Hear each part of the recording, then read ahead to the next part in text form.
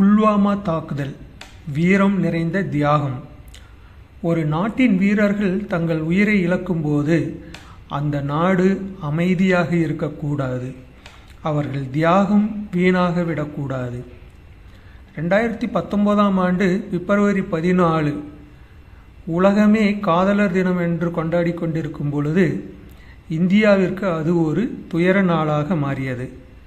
ஜம்மு காஷ்மீரின் புல்வாமா மாவட்டத்தில் இந்தியாவின் சிஆர்பிஎஃப் வீரர்கள் சென்ற வாகனத்தின் மீது பயங்கரவாதிகள் திட்டமிட்டு தாக்கினர்.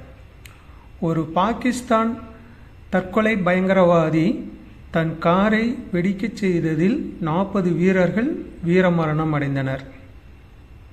இந்த சம்பவம் இந்தியாவின் இரத்த கண்ணீரான ஓர் வரலாறு.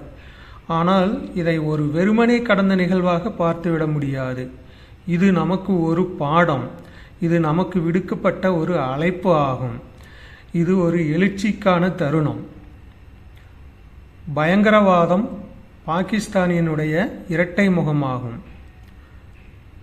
புல்வாமா தாக்குதலுக்கு பின்னால் இருந்தது ஜெய்ஷ்-இ முகமது JEM என்ற பயங்கரவாத அமைப்பு. இது பாகிஸ்தானின் ISI இன்டர் சர்வீசஸ் இன்டெலிஜென்ஸ் மற்றும் இராணுவத்தின் நேரடி ஆதரவால் செயல்படுகிறது. இந்தியாவின் காஷ்மீர் பகுதியில் பல ஆண்டுகளாக பாகிஸ்தான் தீவிரவாதிகளை உருவாக்கி பயிற்சி அளித்து வருவதோடு நம் நாட்டின் மீது ஏவிக்கொண்டே இருக்கிறார்கள். இந்த தாக்குதலுக்கு பயன்படுத்தப்பட்ட 350 கிலோ RDX வெடிகுண்டுகள் பாகிஸ்தானின் பஹவல்பூர் பயங்கரவாத முகாமிலிருந்து இந்தியாவிற்கு கொண்டு வரப்பட்டது. அதாவது இந்த தாக்குதல் பாகிஸ்தானால் திட்டமிடப்பட்டு நடத்தப்பட்டது என்பது எல்லாரும் அறிந்த உண்மையாகும். அவர்களை இந்தியா மன்னித்ததா? எவ்வாறு மன்னிக்க முடியும்? இந்தியாவின் பதில் என்ன? நாங்கள் அமைதியாக இருக்கப் போவதில்லை என்றும் பயங்கரவாதத்தை பொறுத்து கொள்ள முடியாது. இந்த தாக்குதலுக்கு இந்தியா மிக கடுமையான பதிலடி கொடுத்தது. நீ எங்கள் மீது ஒரு தாக்குதல் நடத்தினாய், ஆனால் நாங்கள் உன்னை அடியோடு அழிக்கப் போகிறோம் என்பதே இந்தியாவின் முடிவு.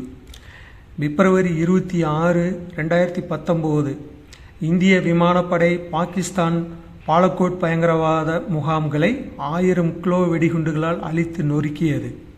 இதன் மூலம் 300க்கும் அதிகமான பயங்கரவாதிகள் பாகிஸ்தானில் கொல்லப்பட்டனர். இந்த தாக்குதல் இந்தியா எந்த அளவிற்கு வலிமையானது என்பதற்கான உறுதியான பதிலடியாகும். வீரர்களின் தியாகம் நாம் நினைவில் கொள்ள வேண்டியது. இந்த தாக்குதலில் பலியான நமது 40 வீரர்கள் நம் தேசத்தின் மக்களுக்காக தங்கள் உயிரை தியாகம் செய்தனர். அவர்கள் குடும்பங்கள் இன்னும் துயரத்தில் இருக்கின்றன. ஆனால் அவர்கள் தியாகம் வீணாக இருக்கக்கூடாது.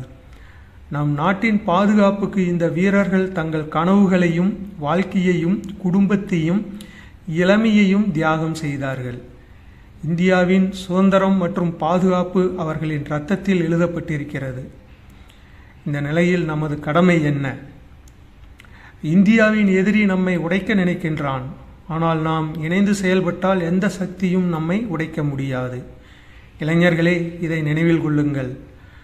நாம் ஒரு பெரிய நாடு, ஆனால் பாதுகாப்பற்ற நாடாக இருக்க முடியாது.